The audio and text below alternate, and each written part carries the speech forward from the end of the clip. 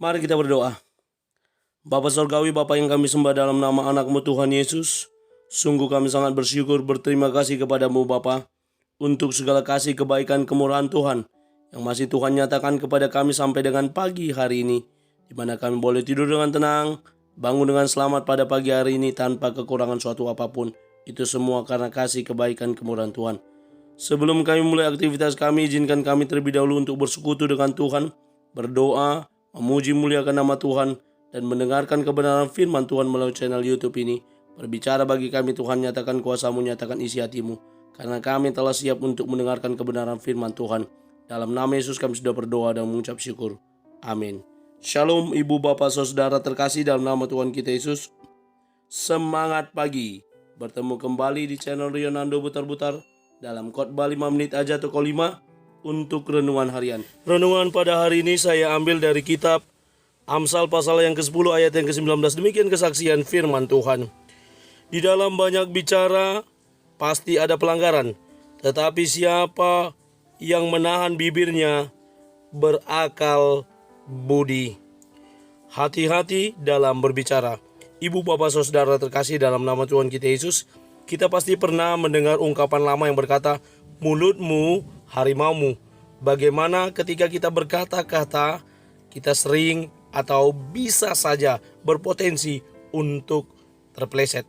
Makanya penulis kitab Amsal berkata, di dalam banyak bicara. Orang yang banyak bicara, kalau dia bicara dengan berkata-kata yang banyak, maka kemungkinan besar akan terpeleset, tergelincir dengan kata-kata yang salah.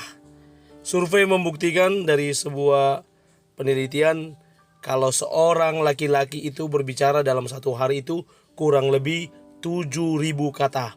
Perempuan berbicara dalam satu hari itu 21.000 kata. 3 kali lipat kata-kata kalimat yang dikeluarkan oleh perempuan dalam berbicara dalam satu hari. Maka tidak salah kalau perempuan sering banyak merepet, ngoceh, marah-marah, dan menyampaikan hal-hal yang dengan panjang lebar berkata-kata. Atau mohon maaf para ibu-ibu yang sering ngerumpi, yang sering ngegosip, maka kata-katanya banyak yang keluar.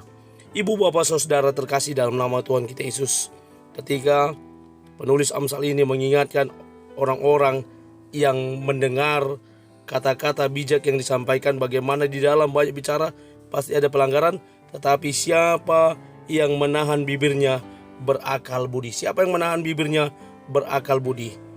Benar saja sebagaimana dikatakan oleh NN, diam itu emas, bicara tepat waktu itu berlian. Bagaimana kita bicara seperlunya dengan kata-kata yang bijak, dengan kata-kata yang benar, dengan kata-kata yang tepat. Atau kita mengatakan sesuatu yang sesuai dengan kondisinya. Sama seperti kalau kita menggosipi seseorang, dasarnya sumber pertamanya itu adalah pisang dan ubi. Tapi sampai sama orang sudah tambah bumbunya sehingga jadi kolak. Ditambahi santannya, ditambahi gula merahnya, ditambahi gula pasirnya, sehingga orang lain menerimanya. Kabarnya bukan lagi pisang sama ubi, tetapi sudah jadi kolak. Karena apa? Ada hal-hal yang terus ditambahi. Mengapa penulis Amsal ini berkata, lebih baik kita menahan bibir kita daripada kita berbicara namun tidak menyenangkan bagi orang lain atau mendukakan hati orang lain. Karena apa? Perkataan yang sudah kita lepaskan itu tidak lagi untuk kita, tapi itu sudah untuk orang lain, dan mereka yang menerima perkataan itu. Apa yang diakibatkan perkataan? Sama seperti paku yang ditancapkan, ketika dicabut pun, kita tarik pun, perkataan kita tetap meninggalkan duka, meninggalkan noda, meninggalkan hal yang mungkin saja ada yang tidak dapat memaafkannya. Ali bin Thalib, seorang ulama muslim, berkata, janganlah engkau mengucapkan perkataan yang engkau sendiri tak suka mendengarnya jika orang lain mengucapkannya kepadamu. Banyak orang berkata, kamu jangan ngomong seperti itu sama saya. Tapi dia suka mengatakan hal yang seperti itu kepada orang lain. Nah, perkataan bijak dari Ali bin Thalib ini berkata, supaya kita, kalau itu tidak mau kita katakan kepada orang lain, maka kita pun jangan mengatakannya.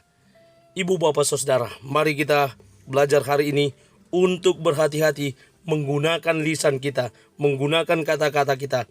Bicaralah yang benar dan tepat, bicaralah seperlunya, bicaralah tentang apa dan keadaan yang memang sesuai dengan yang kita katakan, dan bicaralah untuk membangun, memotivasi, dan berguna serta bermanfaat bagi orang lain. Amin. Kita bersatu dalam doa. Terima kasih Bapa untuk firman-Mu yang telah kami dengarkan pada pagi hari ini. Mampukan kami untuk menjadi para pelaku kebenaran firman Tuhan, yang boleh terus bertumbuh di dalam Tuhan, yang boleh terus hidup dalam kebenaran firman Tuhan, yang terus membangun kerohanian kami semakin lebih baik lagi. Terima kasih untuk firman-Mu yang boleh mengingatkan kami pada pagi hari ini, untuk kami boleh belajar menggunakan lisan kami, menggunakan kata-kata kami, bicara tepat waktu, bicara benar, serta membangun bagi sesama kami. Mampukan kami untuk menjadi anak-anak-Mu Tuhan. Terpuji nama Tuhan. Kami akan mulai hari ini dalam nama Yesus kami berdoa. Amin. Selamat beraktivitas. Tuhan Yesus memberkati. Shalom.